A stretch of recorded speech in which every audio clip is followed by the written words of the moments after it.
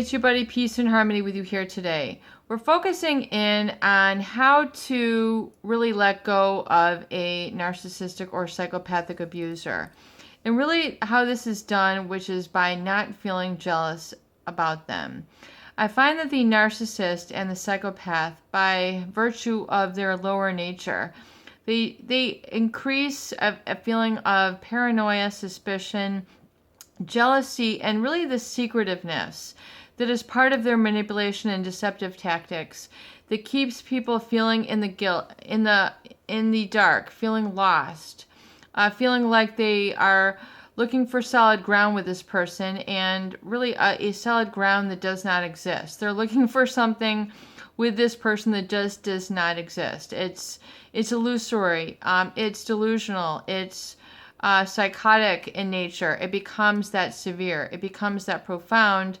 And in fact, the people who get really obsessed with narcissistic and psychopathic abusers really do enter into a state of shock, trauma, as a result of the trauma bonding, and experience quite a degree of fear, terror, and I would say a momentary flash or feeling of psychosis, and as well as post-traumatic stress syndrome, which is a state of shock. When the body is jolted, when the body is faced with something so horrific, something so terrible, that the body runs into a flush of ambiguity, and then the fight or flight chemicals of cortisol that really sort of throw everything and the adrenaline into a haywire chaos. And it can be very alarming to experience this in your waking hours and to not have that feeling go away and to feel powerless over this. So it's not a very good experience when someone is trying to let go of a narcissistic or psychopathic abuser when they don't feel that they have the tools.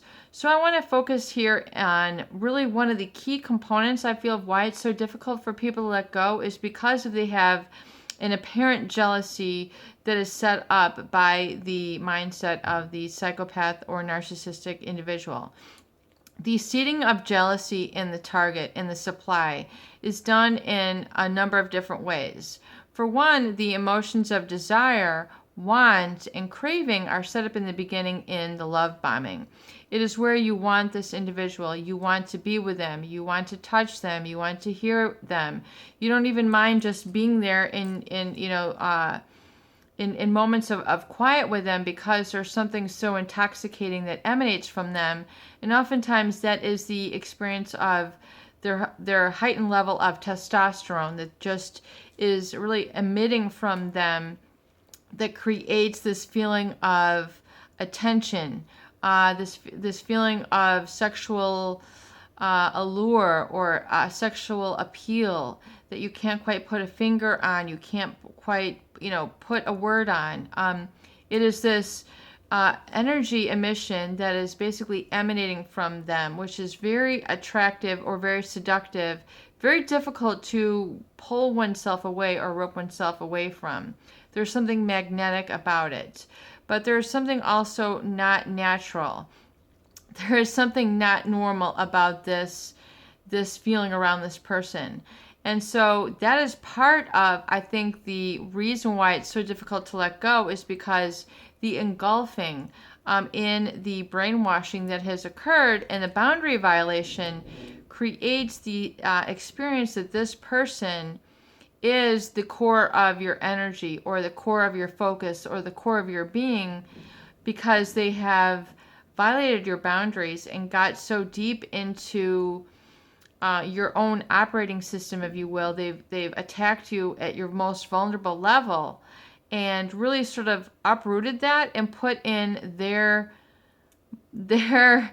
mindset, their programming, their pathological lies, their deception, their suspicion, their terror of being without them, without being satisfying of the addiction. So they have set up this mechanism and the system of feeling like you are not going to be okay if you are not with them.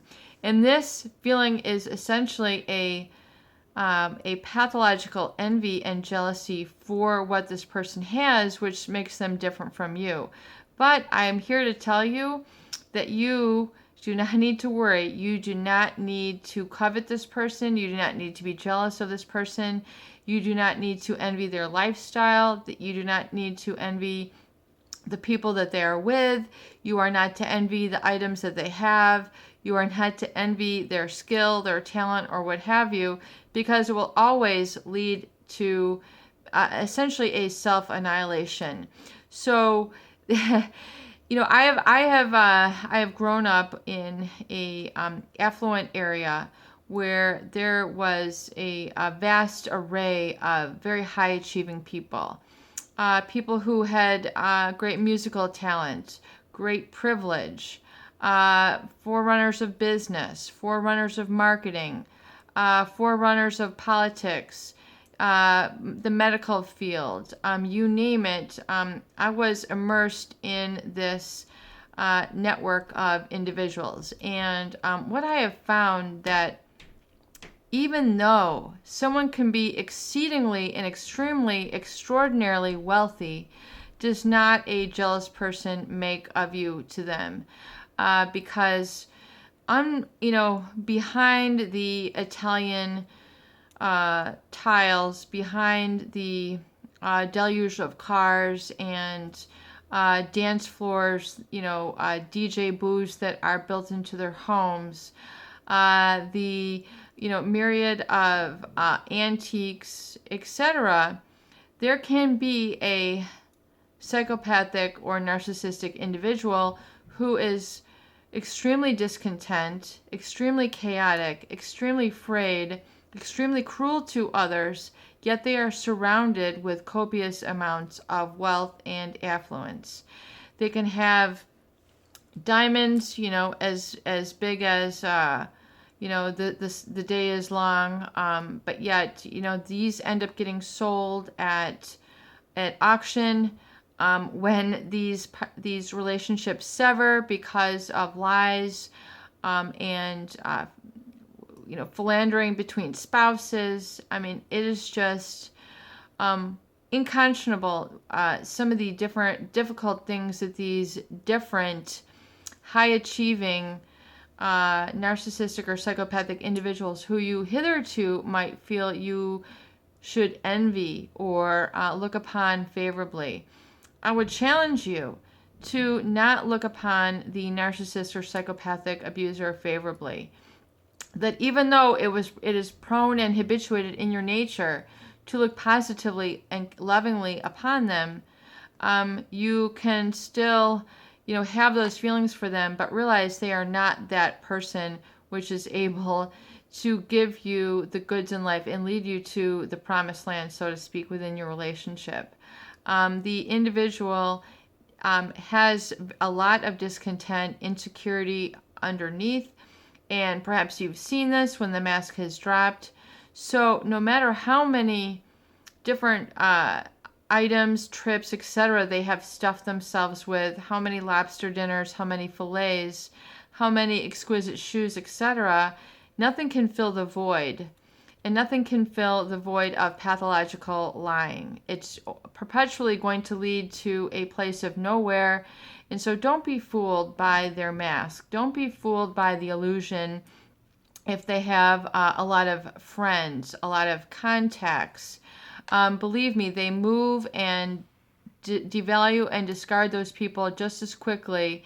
And they do that unto each other. So it's a game that they play.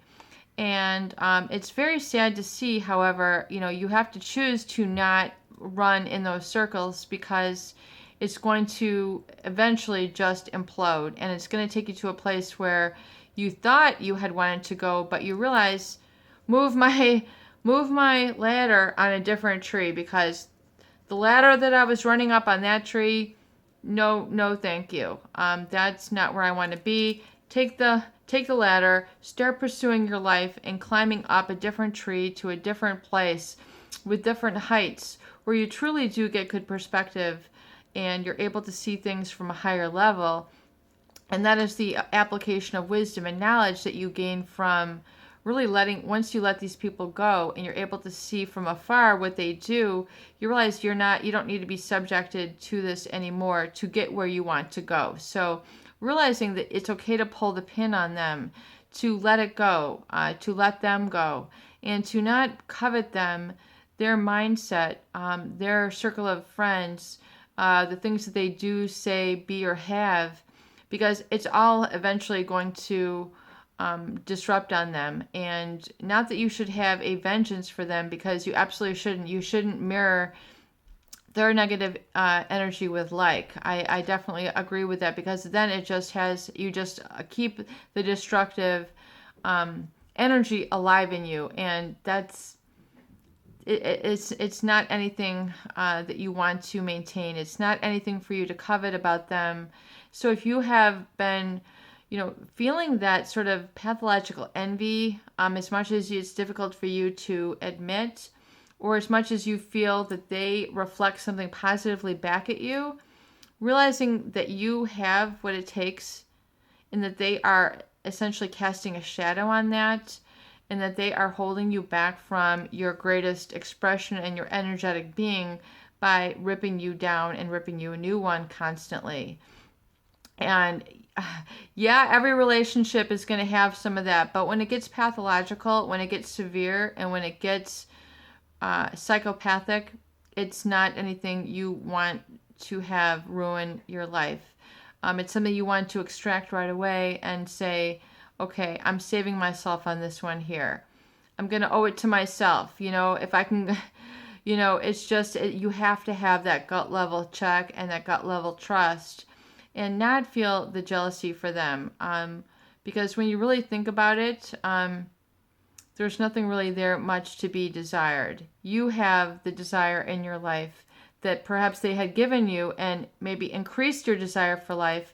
Well, take that gift, that lesson learned that they gave you, and take that on and move that forward in your life the way it's meant to be expressed. Peace and harmony with you here today. I hope these videos do help.